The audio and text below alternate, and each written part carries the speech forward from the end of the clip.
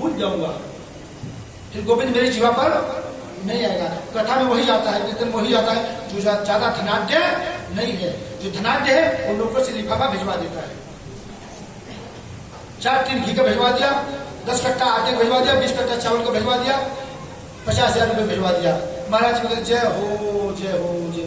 उसको कथा सुनने की कोई जरूरत हो, कथा तो वो सुनता जो बीच वाला है या उससे नीचे वाला है। पैसे वाले की क्या जरूरत कथा, तो पैसे से खरीद लेगा कथा। महाराज जी वही सुना के आएंगे घर पे, गए ढूंढने से है। हाँ, कथा तो गरीबों की है, निर्धनों की जिसकी जरूरत है उसकी। अगर गोविंद तुझे मैं एक दाना दे दूंगा, गोदाम नहीं चाहिए मुझे तो मेरा गोविंद चाहिए। अगर गोविंद मेरे साथ रहेगा तो सारे दुख सारे संकट में बर्दाश्त करूंगा। भगवान ने कहा चल सुदामा, एक दाना ही दे देता तो सारा खा लिया। अगर मैं इसलिए मैं निर्धन हो जाऊंगा तो काम चल जाएगा, इसलिए सुदामा ने सारा खा लिया।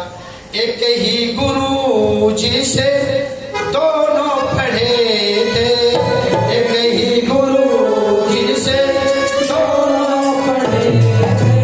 श्री कृष्ण छोटे सुदामा बड़े थे, श्री कृष्ण छोटे सुदामा बड़े थे। गुरु सन कपट नित्य सन चोरी, गुरु सन कपट नित्य सन चोरी। या हो अंधा या हो कोढ़ी, या हो अंधा या हो कोढ़ी। इसी से सुदामा निर्धन हुए थे, इसी से सुदामा निर्धन हुए थे।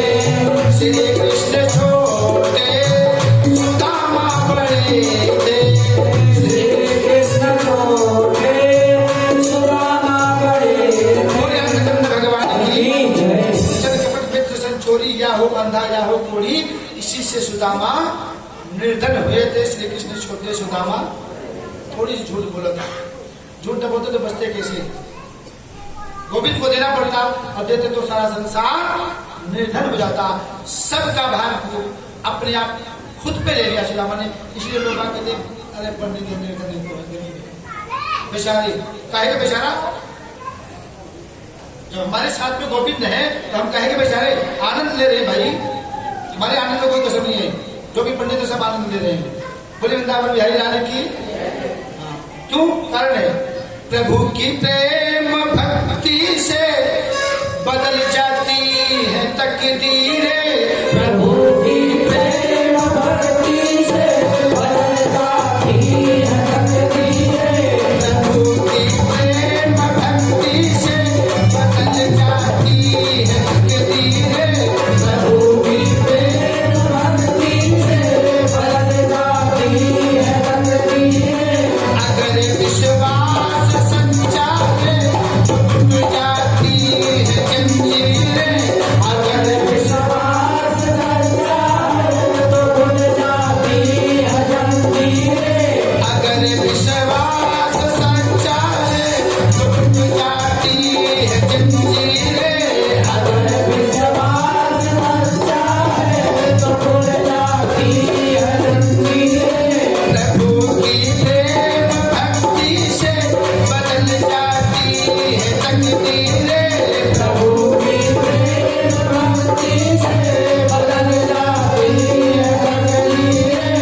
अगर विश्वास सच्चा है तो टूट जाती है जंजीरें, अगर विश्वास सच्चा है तो टूट जाती है जंजीरें, अगर विश्वास सच्चा है तो टूट जाती है जंजीरें, अगर विश्वास सच्चा है तो टूट जाती है जंजीरें, अगर विश्वास सच्चा है तो टूट जाती है जंजीरें।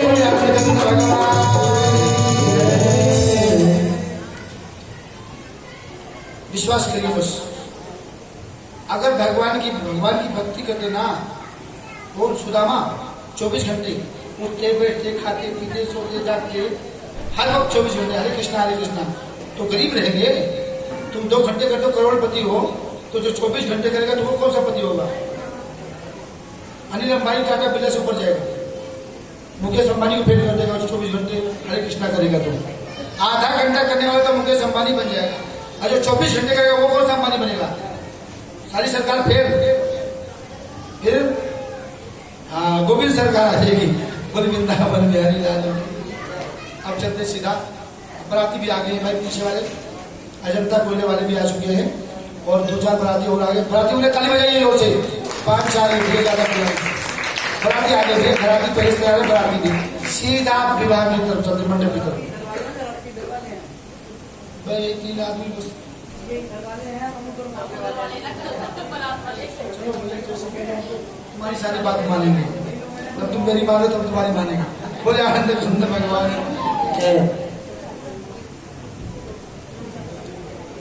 एक दिन की बात है, भगवान कृष्ण और जरासंध से युद्ध होता है। अत्याचारियों पर भगवान ने एक बार नहीं 1000 बार आक्रमण, जब तक भक्तों पर आपत्ति अत्याचार होता तो भगवान उनका वध करने के लिए जरासंध से एक बार नहीं युद्ध हुआ, कितनी बार हुआ, और इतना पक्का था, पूरा गुरु था। एक बार हार गए तो हार नहीं माना, या तो एक बार हार मान जाए तो उसको मुंह नहीं दिखाना चाहिए। एक बार नहीं 17 बार पराजित हुआ, 17 बार, कितना बेसर, 17 बार पराजित हुआ। भगवान ने कहा तो पक्का है बिल्कुल, इसको हराते जाओ, इसको कोई कष्ट नहीं होता, अब इससे पीछा छुड़ाना ठीक है। 17 बार हारने के बाद फिर भी बार बार युद्ध करने के लिए, बार बार अनेक प्रकार से युद्ध करने के लिए तैयार हुआ, कई छोटी सेना लेकर आया, बार बार पराजित हुआ। भगवान ने कहा तो पक्का हो गया, बिल्कुल बेसर हो गया, अब इसको पीछा छुड़ाना अपने आप को ठीक है।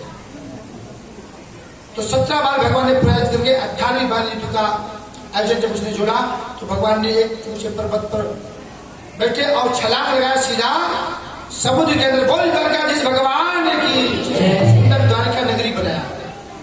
और जब रुक्मिणी ने सुना भगवान के बारे में कि गोविंद ने ऐसी लीला रची है, अपने मन में संकल्प कर लिया कि विवाह करूंगी तो गोविंद से, वरना मैं कुंवारी रह जाऊंगी।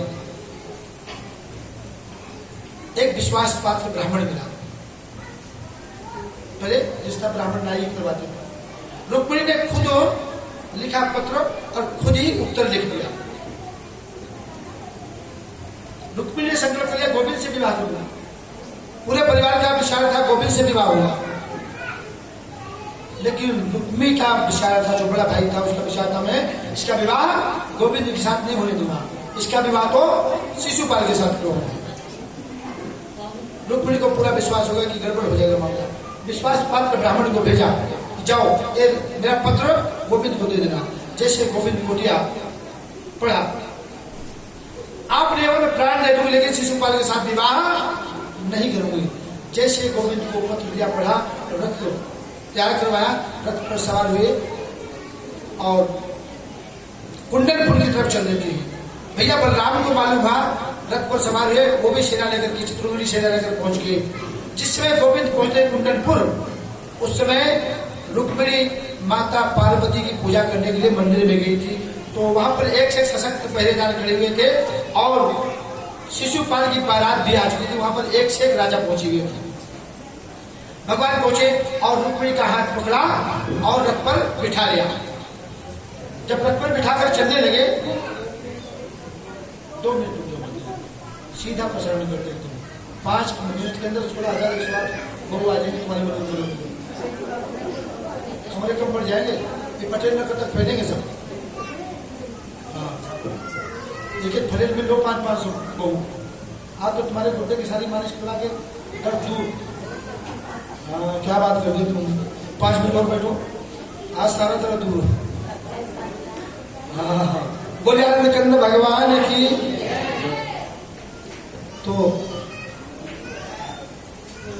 द्वारका नगरी भगवान ने बसा। उसके बाद में जब पार्वती की पूजा करने के लिए माता रुक्मिणी गई थी, हाथ पकड़ा रथ पे बिठा लिया। गोविंद का नहीं, अगर ऐसे ले जाऊंगा तो लोग पहले से चोर कहते, अब भी कहते चोरी से ले गए, नहीं, पंचजन नामक शब्द उठाया और बजा दिया।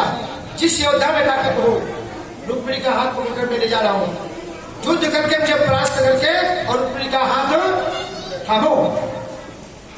इतना सुनते सारे राजाओं ने आक्रमण कर दिया। मेरे भाई बहन, पल भर में भगवान ने सबको परास्त कर दिए। सारे राजाओं को परास्त कर दिया, रुक्मिणी को रथ पर बिठाया और लेकर के चलते बने। और सबने तो पीछा छोड़ दिया, लेकिन रुक्मिणी ने पीछा नहीं छोड़ा। भगवान ने कहा कि रुक जाओ।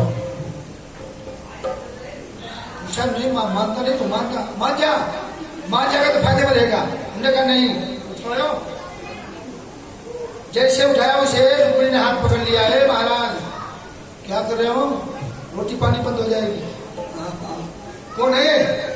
अरे मेरा भाई है, इसको मारोगे तुम? हाथ पकड़ लिया, मारो मत। भगवान का मेरी बात सुन। दीवार बिगड़ती है आले से। जिस दीवार में आला होगा कमजोर हो जाएगी दीवार।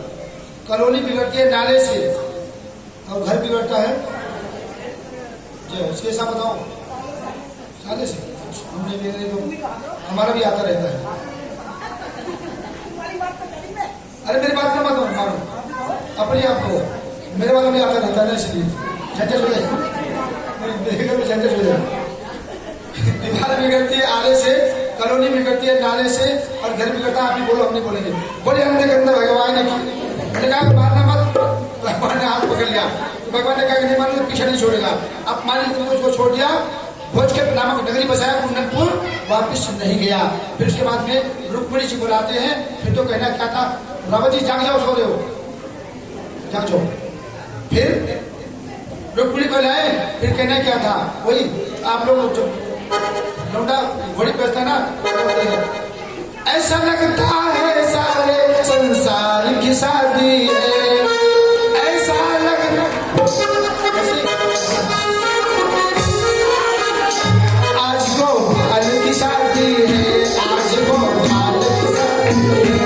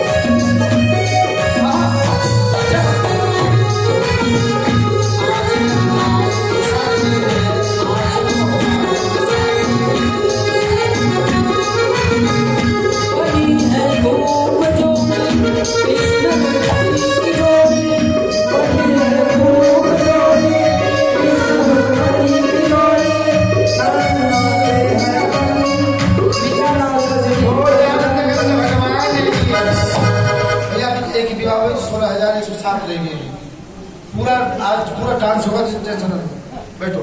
कथा बहुत लंबी है। दूसरा विवाह किया जामवंती से, ध्यान से सुनिए, बहुत इंपॉर्टेंट कथा है।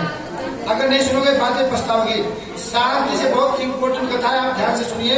5 मिनट में सुना दूंगा, नहीं सुनोगे बाद में पछताओगे। दूसरा विवाह जामवंती से। जामवंती से कैसे हुआ?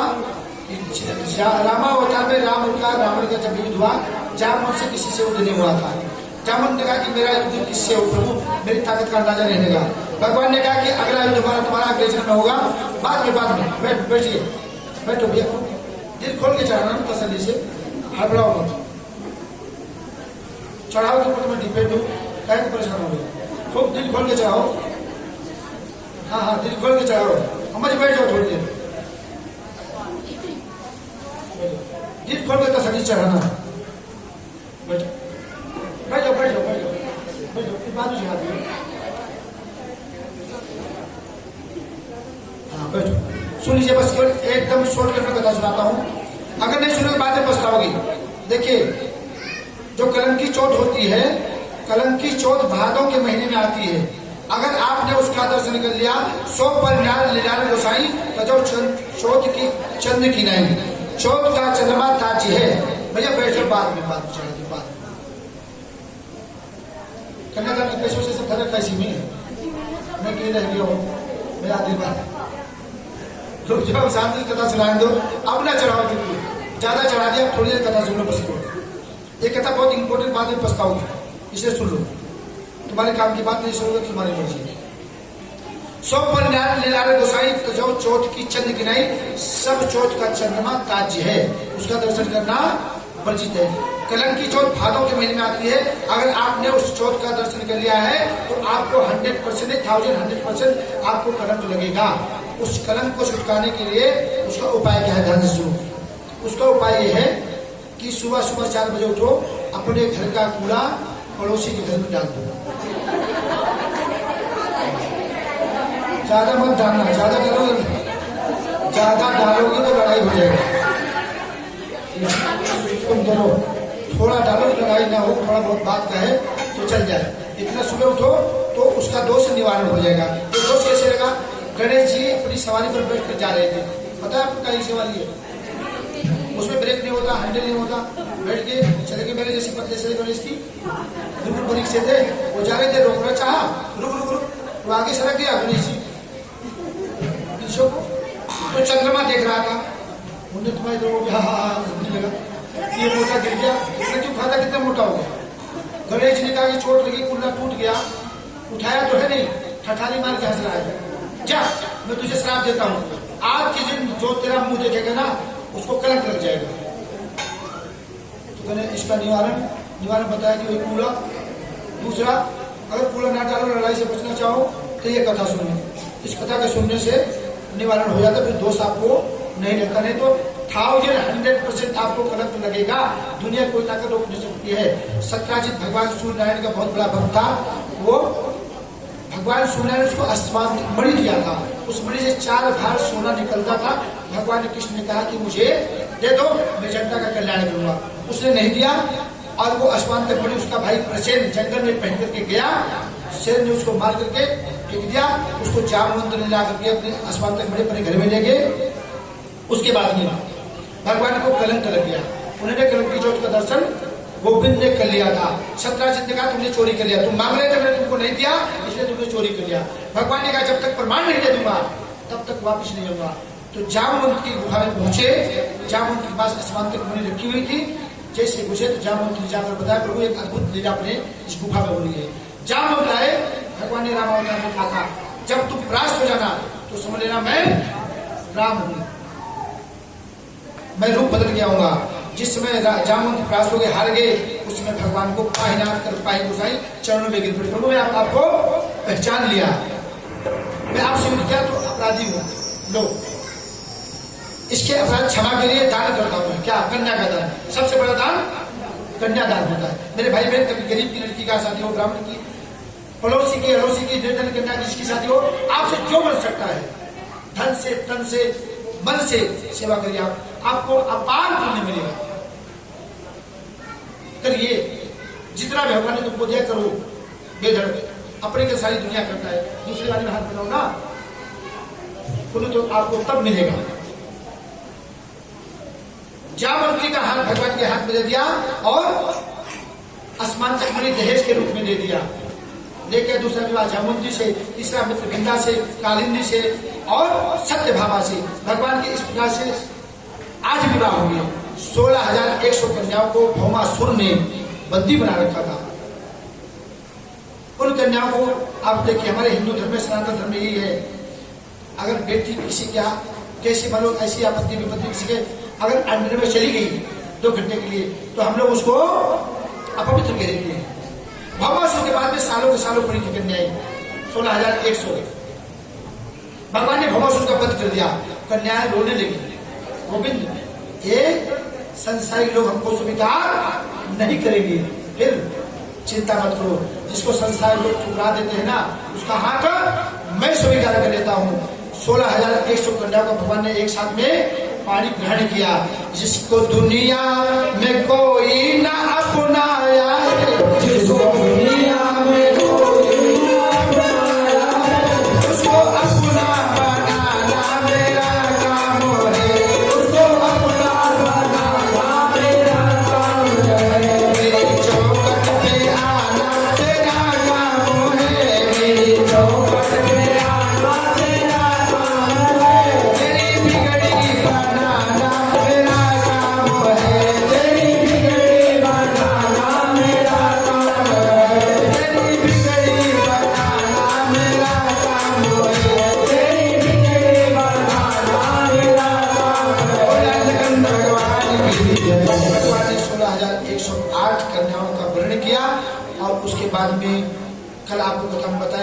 विराम की तरफ होगी। आप लोगों का बहुत बहुत धन्यवाद, बहुत बहुत साधुवाद, बहुत बहुत आशीर्वाद। ऐसे आप लोग धार्मिक अनुष्ठान अपने सहयोग से कराते रहिए। और हमने 108 कथा, राम कथा और भागवत कथा निःशुल्क करने का संकल्प लिया है। आप 1 रुपया मुझे मत दीजिए, जहां भी आपकी व्यवस्था बन सकेगी वहां पर कथा मैं करके आऊंगा। हिंदुस्तान के किसी कोने में होगी, आपको 1 रुपये देने की कोई जरूरत नहीं है, लेकिन व्यवस्था आपकी अपनी होगी। 108 कथा, राम कथा और भागवत कथा करने का मैंने संकल्प लिया है। जिसको भी करवाना होगा मैं निःशुल्क करके आऊंगा, लेकिन व्यवस्था आपकी अपनी होगी। अगर हमारे साथ में हमारी मंडली के लोग जाएंगे, उनको तो बच्चों को रोटी देनी पड़ती है, उनकी तनख्वाह तो देनी पड़ेगी, लेकिन हमको आपकी मर्जी, 1 रुपये दे दो, 1 रुपये दे दो, हमारा कोई आपसे शुल्क नहीं होगा। कल कथा विराम की तरफ होगी, कल सुदामा चरित्र होगा, कुछ बात होगी गुरु जी बता देंगे। और सभी लोग अपने घर से, चाहे सुदामा की एकादशी भी है, स्वरूप सुहागा है, सुदामा को दान करो, ब्राह्मण को ये दान तो लगता ही है। तो इसलिए आप जो बताएंगे गुरु, कल सुदामा, कल सुखदेव जी का अंतिम उपदेश, थोड़ा जल्दी भी आने का कष्ट करेंगे आप लोग।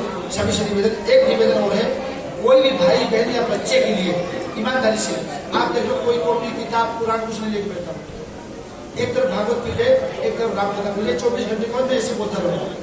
ना हमको देखने की जरूरत पड़ेगी, ना पूछने की, ना कहने की, ये भगवान की बहुत बड़ी कृपा है। 24 घंटे कंटिन्यू में बोल सकता हूँ। अगर इस कथा के बीच में अगर मेरे से किसी के प्रति भी गलती से कोई अपशब्द या कटु शब्द निकल गया हो, आप लोग फील मत करना, मतलब अपना ही बच्चा मतलब छोटा सा समझ करके माफ कर देना। ईमानदारी से बताओ, किसी के प्रति कोई कटु शब्द निकल गया हो तो माफ ही कर देना। ईमानदारी से बताओ, माफ कर दोगे ना? ये कोई गलती होगी, देखो भाई कोई किताब को भी रखता नहीं भाई, ना कुछ करता हो, हो सकता है किसी कोई शब्द ऐसा निकल गया उसकी आत्मा को आघात पहुंचाओ, तो मेरी तरफ से हाथ जोड़ के विनम्र निवेदन है कि माफ ही कर दोगे, मुझे पूर्ण विश्वास है। बोले अन्नगंध भगवान की।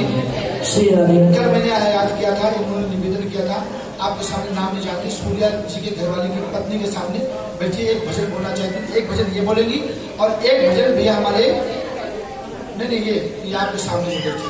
हाँ, जोरदार ताली बजाइए, बहुत तमन्ना थी। उसके बाद भैया एक भजन इन्होंने बहुत निवेदन कर रखा है, उसके बाद में कन्यादान का मंत्र बोला जाएगा। जो कुछ भी जो लाया है वो अपने यहाँ से कन्यादान कर